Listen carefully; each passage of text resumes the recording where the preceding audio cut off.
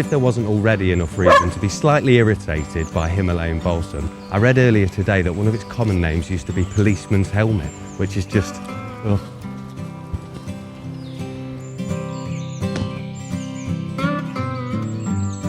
But perhaps the single worst thing about Himalayan balsam is that it's really pollen rich and attractive to bees. Bees? Bees.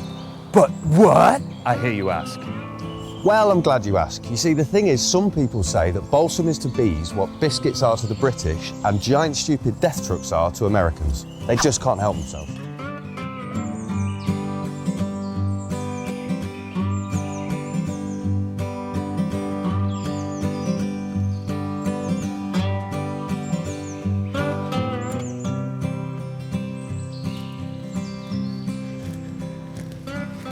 It seems wrong taking food away from fluffy little pollinators, like kicking someone when they're down.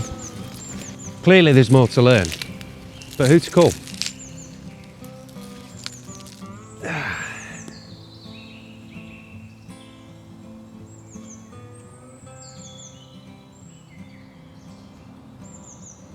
Hey Kath, how you doing? Nice one. Are you busy? I've got like 12 to 15 questions about Himalayan balsam. I just wondered if I could pop over. Perfect, I'll be right there.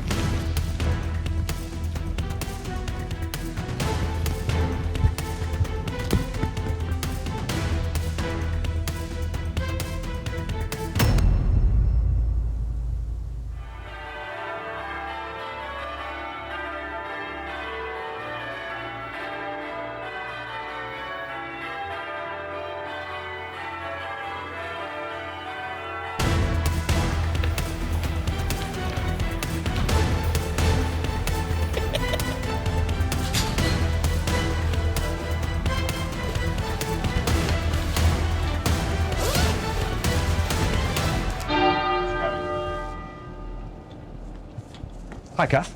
Hi. How's it going? Good. You? Good. Yeah, all right, thank you very much. Would you like some tea? Yes, please. Okay, very nice. Do you take milk? I've got oat milk, is that all right? No, I'll just have it as it is. Thank you. Just black tea? Yeah. Very good. All right. So, tell me, why are we on the roof of the cathedral? Why are we on the roof of the cathedral? Yeah. We're looking at our hives. You've got bees up here. We have, yes, and they're part of the Voltiion programme. Beekeepers are always looking for spaces to put hives, and we start off very small, 1 or 2 colonies in your garden, and then you soon outgrow that and bees multiply. The canon had bees in his garden and he wanted somewhere else to put a hive, so he spoke to the dean and the dean said put them on the roof, so he put a couple of colonies on the roof. Our fundraising director and director of Voltiion, Anthony O'Connor, he set up Voltiion as a charity to help long-term unemployed people into work, and he saw an opportunity of they can work as a team and they can do beekeeping on the roof, so that's how the beekeeping started. So Voltiion is a charity that's for the volunteers. Yes. It's a getting back to work scheme. Yes. So beekeeping is really just an addition to that, is it? Which comes first for you, the bees or the volunteers? Volunteers. I say that laughingly because when I started this job, it was all about the bees. Right, okay. And Anthony said to me, it's not about the bees, Kath, it's about the people. But in my head, it was about the bees, the cathedral bees. It was amazing. It still gives you goosebumps now when you come up here. Yeah. And very quickly I learned he was right. It's about the people, and it's about developing the people and getting...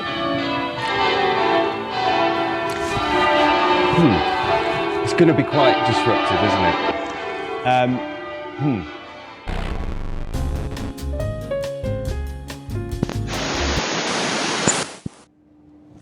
So, they're watching me. Tell me your thoughts on Himalayan balsam. That's what brought me here. How do you feel about it? It's a plant. It sure I is. love all plants.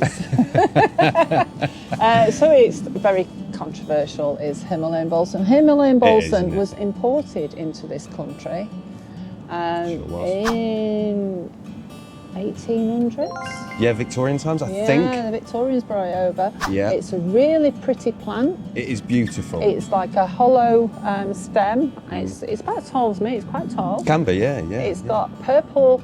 It varies, quite light purple to darker purple flowers on it, and they're a bit like the snapdragon. It does have its issues because it is invasive. And it does affect waterways and flooding and all those kind of things. I like it because it feeds our bees and all our pollinators. It's a really good plant.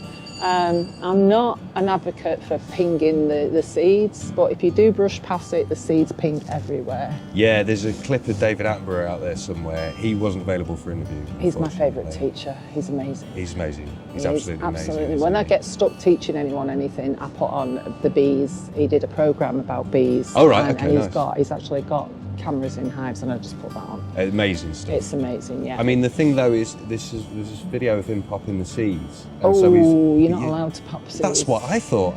But to be honest, if anyone's got permission, Sir David Attenborough will, should be allowed I'm not to do going to that. question him. It was for a documentary. It's all very worthwhile. So the beekeepers perhaps are more of a fan of Himalayan balsam than your average other person, conservationist. Yeah, so last year it didn't stop raining until the middle of June, and we were feeding our bees, and we were wondering how our bees are going to survive the year, because it was a really tough year. It was.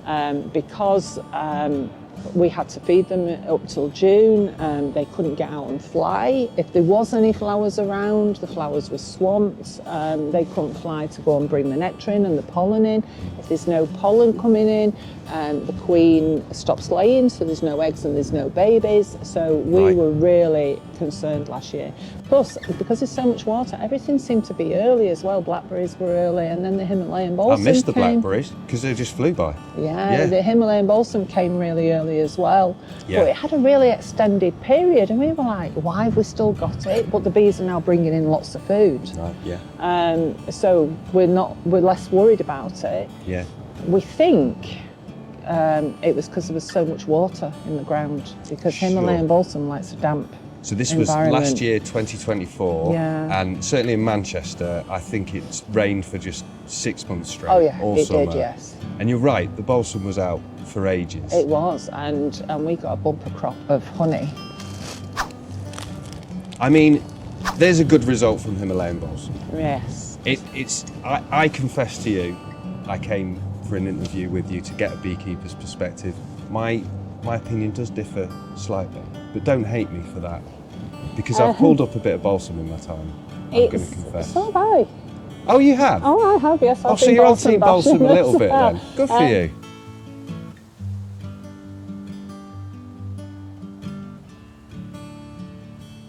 So my management strategy would be Yeah. eat it. Can you eat it? Of course you can. Himalayan balsam? You're too busy bashing it, you don't know you can eat it. You could eat it. You can't. I only found out the other day you can also eat Japanese knotweed, can't you? Yes, and that's the other thing. You see, balsam bashers bash it and leave it. Yes. My wife, executive producer wife, isn't here at the moment, but she would be very angry if she saw anyone not managing it properly once they've bashed it. And Just eat it. You can eat the flowers in a salad. If you eat the flowers, you don't get the seed. Okay. But leave the flowers for the bees. So once the bees have been on the flowers, then eat the flowers in your salads. I promise you, and I'll film it, I'm going to eat balsam. Right. Can you eat the stem? Not sure about the stem. You can suck up your juice with the stem. It's a straw. Okay. I just made that up. So the seeds, you can use the seeds you can eat the seeds as well. It's nutty. Oh, really? It's got like a nutty flavour. Well, yeah. I can't eat nuts, so any nice nutty seeds are quite a good substitute for me when I'm making pesto and things like that. Yeah. Do you think there's something in actually caring for the bees that gives people sort of, that fulfilment? Is it something to do with actually caring? It is. Yeah. Everything, all our volunteer opportunities are about caring for one another. Right. The gardeners care for the garden, the welcomers care for the visitors, and the beekeepers care for the bees. And bees work together as one colony, and we work together as one community. There you go, what a great So analogy. if Donna's not around, you'll find me or Jenny in the garden. Or whatever needs doing, we all work together. I think that's the interesting bit about your job is, you know, you would think that beekeepers are sort of green-fingered conservationist type people. Do you think of yourself that way? We're all different kinds of people. Yeah, absolutely. We're just people. Sure. But do you worry about this sort of stuff? Part of the reason for me making this series that I really Yes, worry I about do. the environment. I do, yes. And you do. What do you do to deal with that? I grow lots of wildflowers. Yeah. And I drop wildflower seeds everywhere I go. I work with kids in local communities, and we make lots of seed bombs, and I always save the ones that are left over, and when I'm going anywhere, walking, just drop them as you can. I've done a bit of that myself. You feel like a rebel in some way, don't you? But it's, Guerrilla seed bombing. if all protesters were like us, I think the world would be a better place, wouldn't it? Less noise, more it seed would. bombs. It would, yes. Be full of seed bombs and full of children running around. I think these very little actions, much like people who volunteer for Volition, this is how you cope, isn't it? You know, I honestly lose sleep some nights thinking about the state of the world and the environment, the climate, and oh my God. It's too big. It's too big that you just, in your world, in your area, make a little difference. If everyone made a little difference, that would be a huge difference. And you have how many bees here that you are responsible for and keeping alive? There's about 28 colonies that belong to Volition. Yeah. On this roof we've got 11 at the minute, and there's about 60,000 in each of those boxes. Approaching 1 million bees? At least. I'm not very good at maths, but I think that's about right. Yeah, probably. And so that's you and your volunteers and colleagues. And Jenny. She's beekeeper as well. Yeah. And our volunteers. And that's 1 million bees that otherwise wouldn't exist. So I suppose what a good feeling that is when you sort of, you know, if you are worrying, what you've contributed. I think it's an amazing thing. Mm-hmm. Thank you so much, Kath. Welcome. Take care.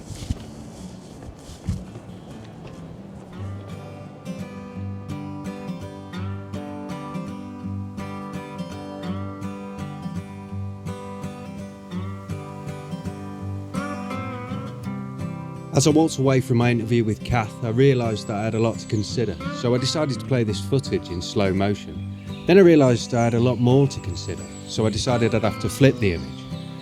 I wondered if it was right to take food away from bees, if executive producer wife had been lying to me the whole time, and whether Garth Marenghi's Dark Place would ever get a second season. It seemed unfair to drag Kath out here and get her to bash Balsam and steal food from her bees. So instead, executive producer wife and I are going to have a bit of a friendly competition. We are going to bash this patch for 5 minutes and see who gets the most. Simple. What do you think of your chances? I do this for a living. I'm obviously going to win. Big talk.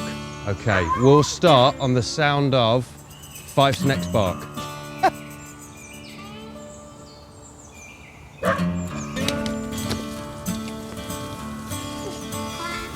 you actually know what you're doing, John?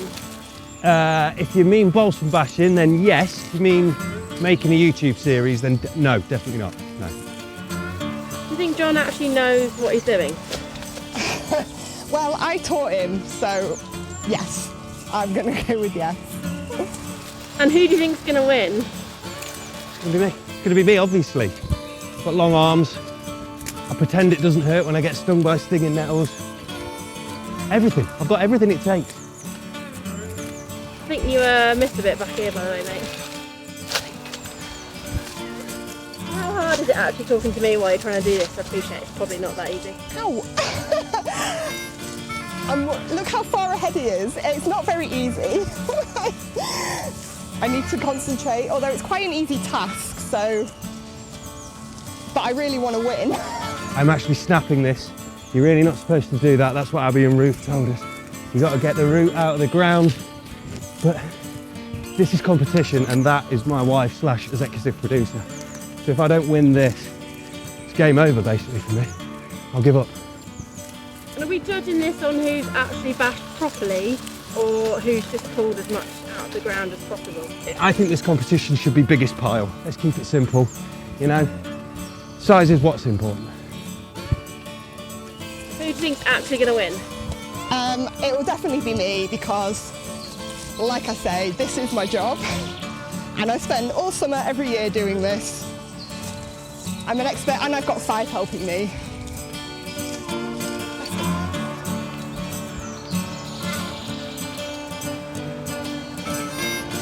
All right, time's up. Bring your pile.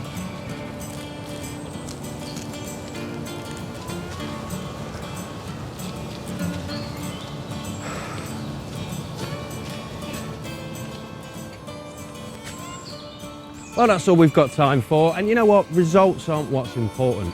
As we learned today with Cath, whether you're doing something big or something small, it's about taking part.